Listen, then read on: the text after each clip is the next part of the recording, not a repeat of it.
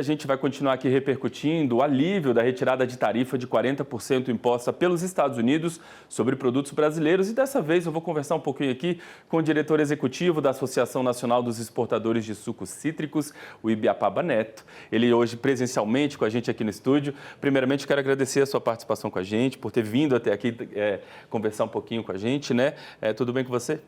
Tudo ótimo, é um prazer estar aqui com vocês, como sempre. É uma satisfação nossa, viu? Bom, a gente tem alguns assuntos para repercutir, mas eu quero falar um pouquinho primeiro sobre, de fato, essa retirada dessa sobretaxa de 40%.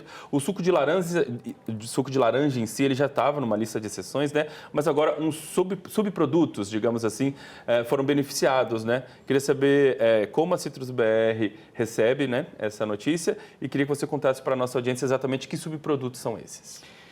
Bem, a gente recebe com alívio, né? Desde o primeiro momento, desde a primeira lista de exceção que o suco de laranja foi incluído, em que nós ficamos de fora das tarifas de 40%, isso já foi um alívio gigantesco para o setor, uma vez que 42% da exportação brasileira tem como destino os Estados Unidos. Então, se a gente ficasse nessa tarifa dos 40%, ia ser um desastre para as indústrias, para produtores, enfim, para toda a cadeia, inclusive para os nossos clientes nos Estados Unidos. Depois, nós tivemos agora a exclusão do suco de laranja da tarifa de 10% também. E o que é importante a gente destacar aqui? Não é que o suco de laranja ele ficou com produto zero de taxa.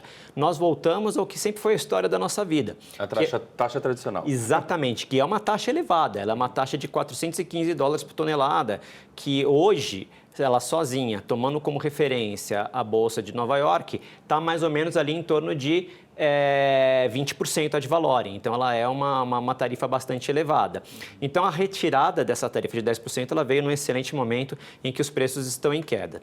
E aí, por último, os subprodutos, eles são muito importantes também na nossa pauta de exportação. Eles representam mais ou menos ali entre 25%, às vezes 30%, depende do ano, do faturamento do setor. E aí, nós estamos falando basicamente de óleos essenciais. São óleos que são vendidos para indústrias americanas, que usam basicamente em duas composições.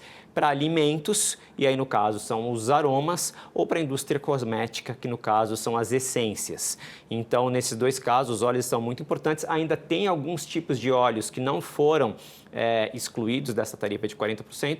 A gente espera que isso aconteça ao longo dos próximos meses, mas já perto do que estava antes, já dá para dizer que as coisas estão voltando aí para os trilhos. Mas de modo geral, assim, nesse momento, seguem as negociações para ainda derrubada de alguma taxa? Nesse momento, as negociações, pelo menos para o setor citrícola, estão suspensas? Enfim, como fica então agora essa questão das negociações, pelo menos para o setor que vocês representam?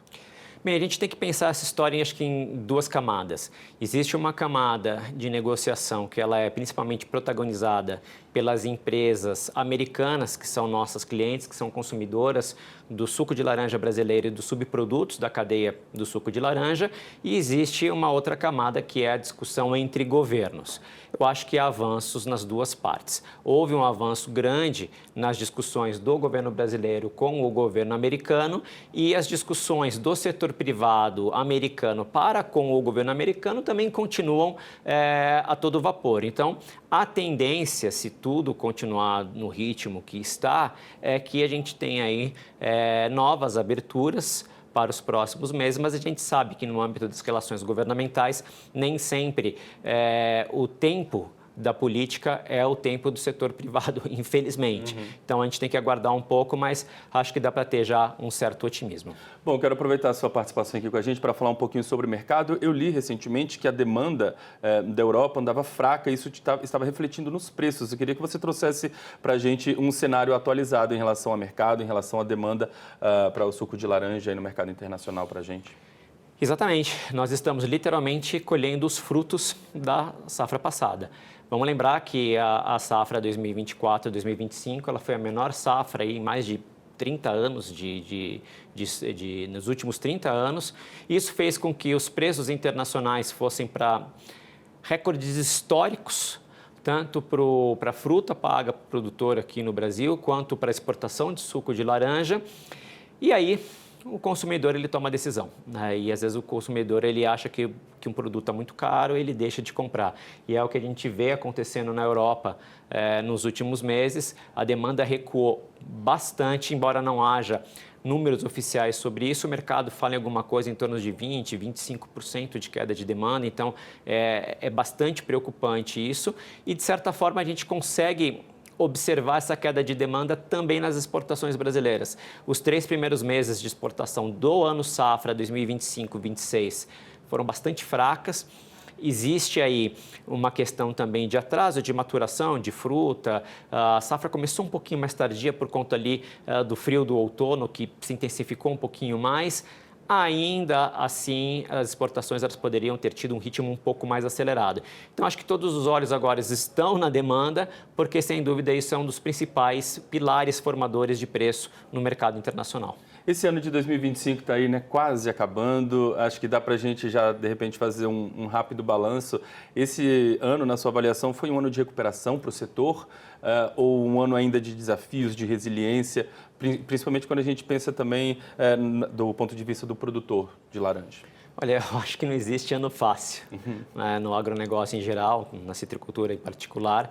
Os desafios são enormes. A gente tem desafio da demanda, a gente tem desafio do combate ao greening, que é uma praga que assusta muito ainda o produtor, assusta as indústrias.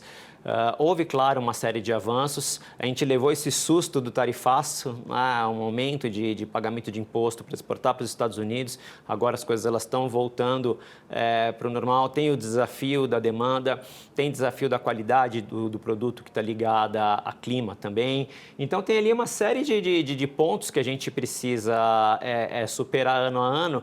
E aí, dependendo do ano, a gente vai ter um desafio diferente. Agora, uma coisa eu te garanto, de tédio ninguém morre. E para 2026, quais são os projetos? Como você projeta o ano de 2026 para o setor?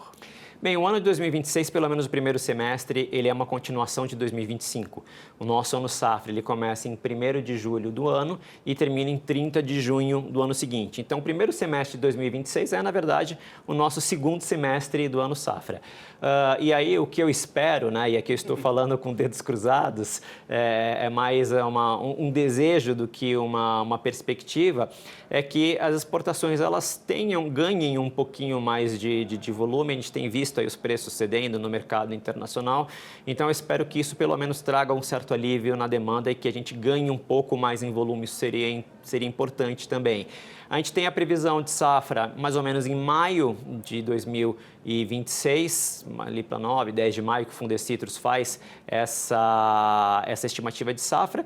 E aí temos que ver o que a natureza nos reserva. Se vai ser uma safra grande, se vai ser uma safra pequena e por aí vai. Então, muita emoção pela frente ainda. Muito bem, eu quero adiantar aqui para o pessoal que está nos assistindo em casa, dar um spoiler aqui, que essa nossa conversa foi só uma pincelada sobre alguns assuntos, porque o Ibiapaba está aqui com a gente hoje, ele vai participar ali de uma gravação de um programa, vai trazer todo um balanço, todos os detalhes aí desse ano, enfim, um programa muito mais extenso que vai poder destrinchar todos esses assuntos que a gente abordou por aqui. Por enquanto, muito obrigado pela participação, pela gentileza de ter conversado ao vivo com a gente, com a nossa audiência.